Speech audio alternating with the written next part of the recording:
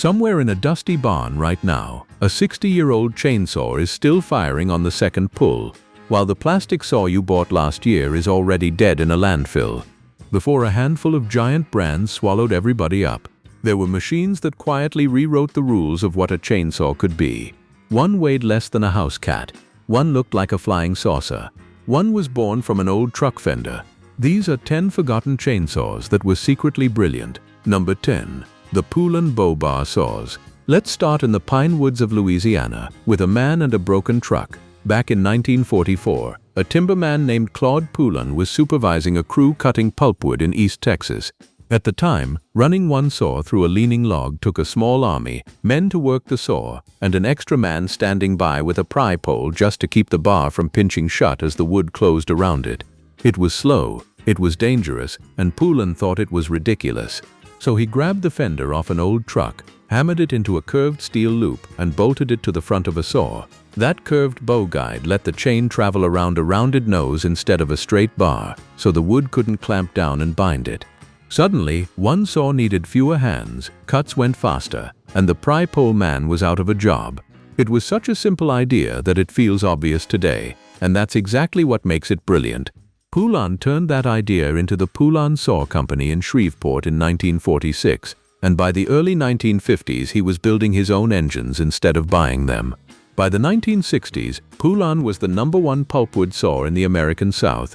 Those green and chrome Poulan Pro saws and their signature bow bars became a fixture of southern logging, and Poulan's designs were so trusted that they were rebadged and sold under names like Craftsman and Weed Eater. Here's the sad part. The same name that once meant serious professional muscle slowly became a budget big box store brand. Most people who grab a Poulan today have no idea that its founder literally invented a tool out of scrap metal that changed how the entire industry cut wood. That bow guide is one of the most quietly influential ideas on this whole list. Number 9. The Solo Rex. Now we cross the Atlantic to Stuttgart, Germany, and a saw that was decades ahead of its time in a way nobody expected. In 1958, Solo Kleinmotoren released the Solo Rex, a big, brawny one-man saw with a 125cc single-cylinder engine. On paper, it was a torque monster. This thing didn't scream at high RPM like a modern saw.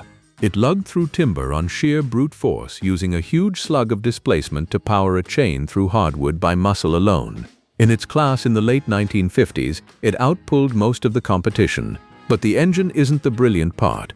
Look closer, and the Rex was doing something almost no other chainsaw of its era dared to do. It used plastic. The Solo Rex is remembered by collectors as one of the very first chainsaws in the world to use plastic components for parts like the fuel tank, the air filter, and the rear cover.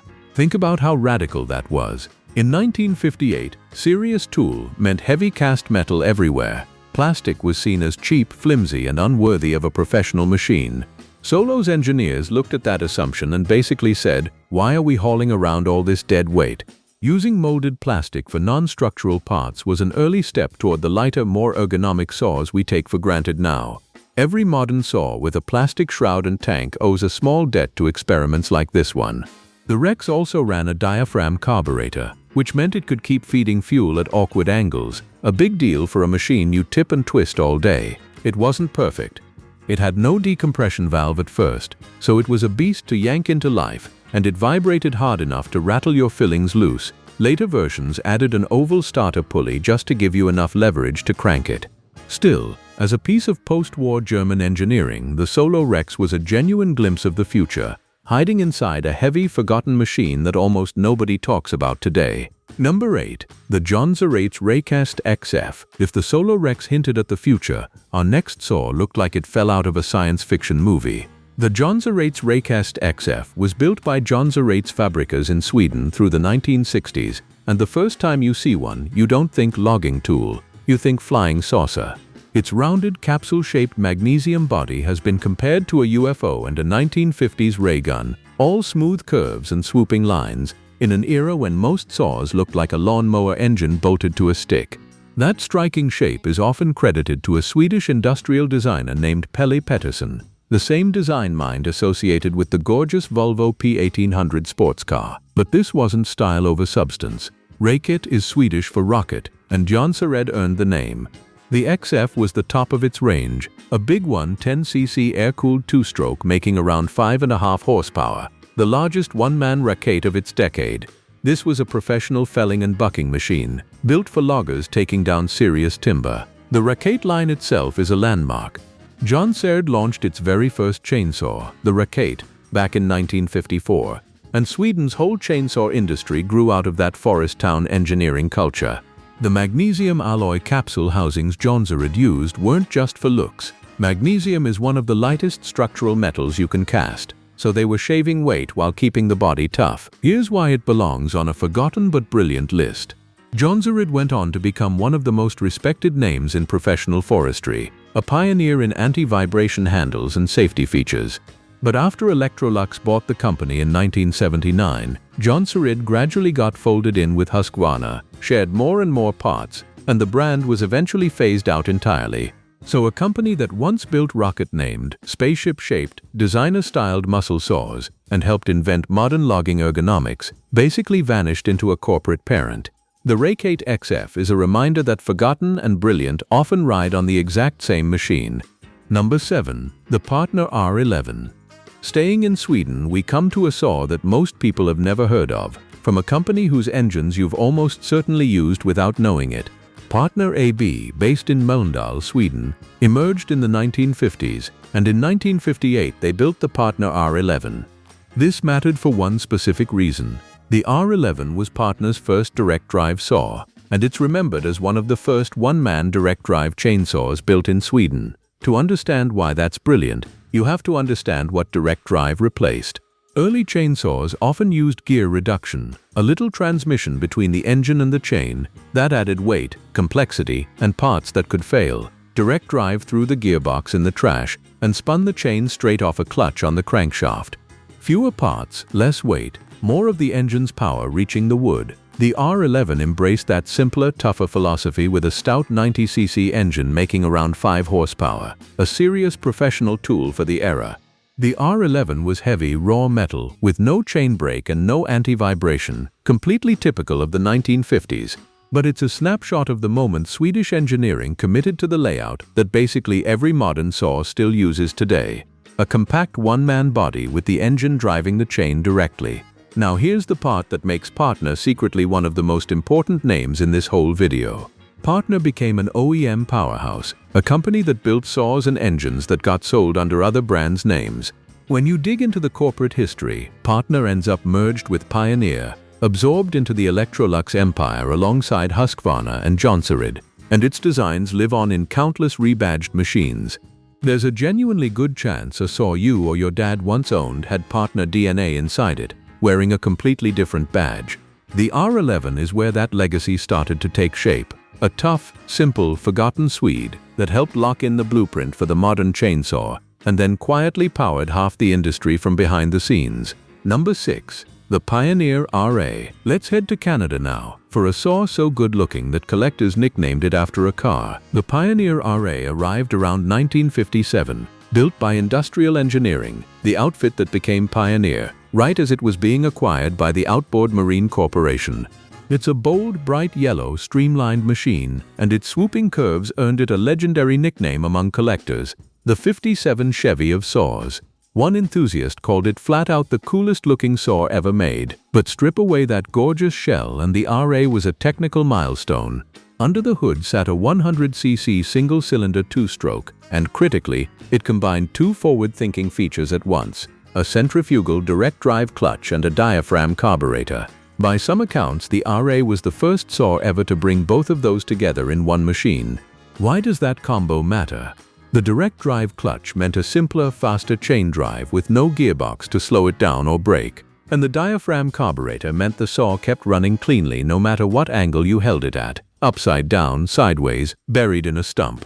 Older float-style carbs would flood or starve when you tipped them. A diaphragm carb fed fuel reliably in any position. Put those two things together and you basically have the recipe modern chainsaws still follow. Loggers of the day treated the RA like the workhorse it was. One collector described it perfectly. In its era, the Pioneer RA was the equivalent of a modern pro saw, the kind of machine that seemingly every serious logger owned. It set the template for the Pioneer 600 and 650 saws that followed, which switched to lighter die-cast bodies but kept the RA's winning layout.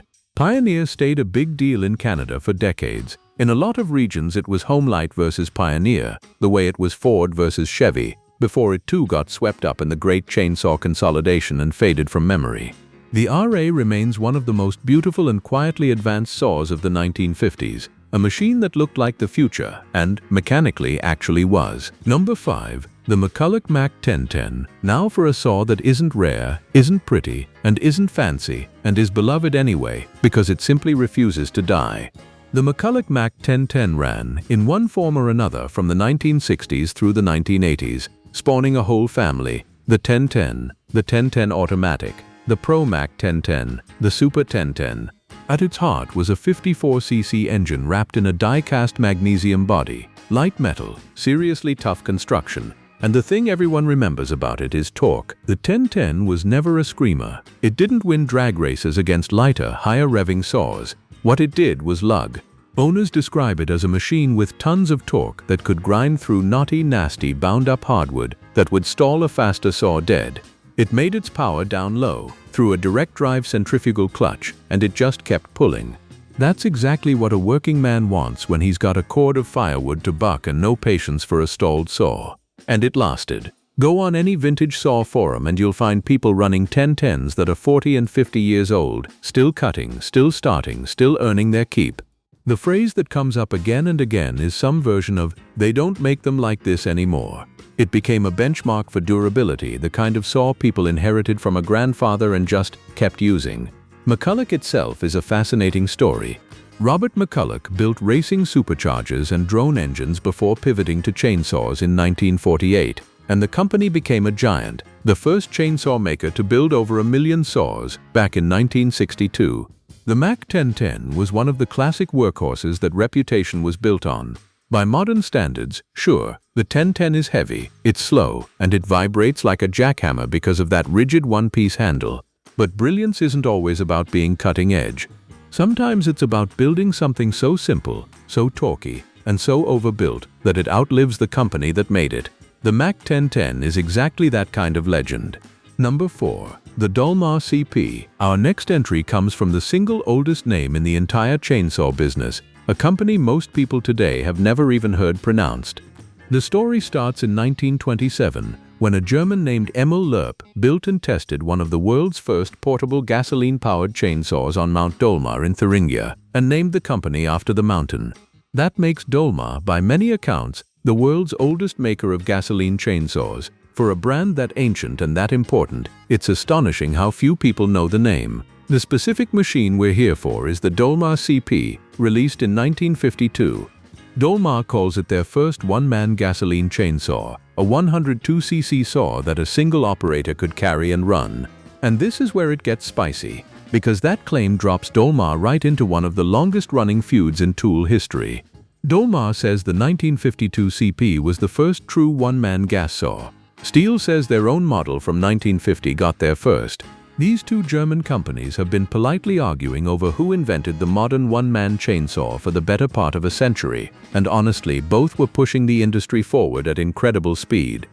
What isn't in dispute is that Dolmar kept innovating.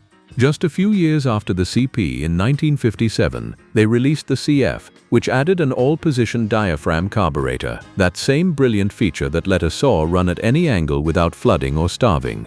Dolmar built a reputation as an engineer's brand, quietly first to market on features that later became standard, right up to introducing one of the first fuel injection systems on a chainsaw in the late 1980s. So why is such a pioneer forgotten?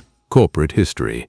Dolmar merged with Fichtel and Sachs in 1975 to become Sachs-Dolmar, then got bought by the Japanese giant Makita in 1991. Today, Dolmar's engineering essentially lives on inside Makita's saws. The world's original gas chainsaw company didn't fail, it just got absorbed, and its name slowly slipped out of the conversation. The CP deserves to be remembered as one of the machines that started it all. Number 3. The Husqvarna 180. Now we get to a saw that didn't just cut wood, it saved people's bodies. By the late 1960s, chainsaws were powerful, but they were brutal on the humans holding them. Run one all day, and the constant violent vibration wrecked your hands and arms. A real diagnosed medical problem for professional loggers, sometimes permanent. Husqvarna decided to fix it. In 1969, the company's engineers were given roughly 1 year to develop a completely new saw to unveil at the big Elmia Forestry Fair in Sweden. They dropped nearly everything else, worked through Christmas and New Year, and delivered on time. The result was the Husqvarna 180, and its anti-vibration system was so effective it changed the industry. Now, to be fair and accurate, Stihl had introduced the first anti-vibration handle back in 1964, using buffer elements to isolate the operator from the engine and bar. But it was Husqvarna's 180 that truly perfected and popularized the idea, packaging it into a saw that worked so well it became a sensation. The vibration damping was so respected that Husqvarna's head of design was invited to lecture on it at a university conference on vibration injuries. The 180 was a massive commercial success, and it did something huge for the company. It kick-started Husqvarna's exports to North America. This one saw helped turn a Swedish firm into the global chainsaw superpower it is today. That's an enormous legacy for a model most casual buyers have never heard of. And Husqvarna wasn't done. Building on that momentum, they turned to safety, and in the early 1970s introduced the automatic chain brake, a system that stops the chain almost instantly during a dangerous kickback, when the bar suddenly flies back toward your face. Chain brakes went on to prevent countless serious injuries and eventually became legally required equipment. So the Husqvarna 180 sits at a genuine turning point, the moment chainsaws stopped being pure cutting machines and started being designed around the human operating them. Comfort, health, safety, the stuff we now consider non-negotiable.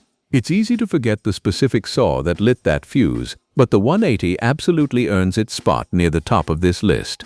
Number 2. The Homelite XL-12. Our runner-up is a saw whose entire identity is hidden in 2 little letters. In 1963, the American company Homelite released the XL-12, and those letters XL didn't mean extra large, they meant extra light. And the 12? That was the weight, roughly 12 pounds for the powerhead, without the bar and chain. In an era when plenty of saws were heavy, awkward brutes, the XL-12 was marketed as the lightest direct-drive chainsaw you could buy, and it backed it up. That's the brilliance in one word: lightness. A 54cc engine in a die-cast magnesium body meant a saw that a regular person could actually get up into a tree, swing around and run all day without their arms turning to jelly. Homelite advertised it cutting a 15-inch log in seconds and felling trees several feet thick. Real power in a package light enough for one person to genuinely enjoy using. It made serious cutting feel accessible in a way heavier saws never could. And people didn't just like it, they trusted it for the long haul. The XL-12 stayed in Homelite's lineup for something like a quarter of a century, from 1963 into the late 1980s. Very few products in any category survived that long essentially recognizable. Early ones were painted blue, later ones the famous Homelite red, and Homelite spun off dozens of variants from the basic design. Owners hung on to them for decades, and you'll still find people today who say they'd never sell theirs. There's a great line floating around vintage saw circles. Someone doubts whether people will still be lovingly restoring today's disposable battery saws 40 or 50 years from now the way they baby their old XL-12s. That says everything about the machine's reputation. The XL-12 is the saw that helped drag chainsaws out of the pure professional world and toward the everyday user, the farmer, the homeowner, the weekend firewood cutter. Light, tough, and built to last generations. It's number 2 because it didn't just do one thing brilliantly. It did the most important thing brilliantly, and then it did it for 25 years straight. Number 1. The Stihl Contra. And our number 1 is the saw that basically drew the blueprint every chainsaw on this list, and in your garage, still follows. The year is 1959.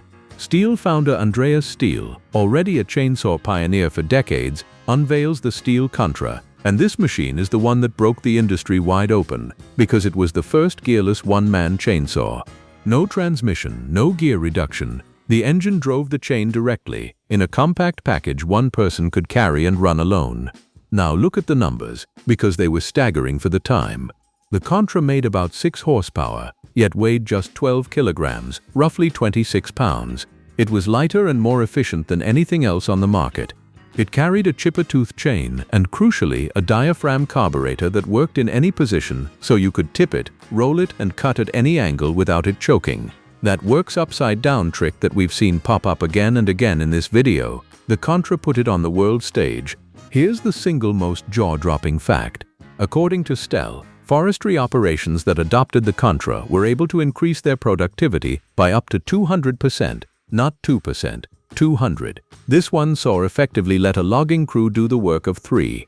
That's not an improvement, that's a revolution in the truest sense of the word. The impact was enormous. The Contra's success rocketed Stihl into a period of explosive growth.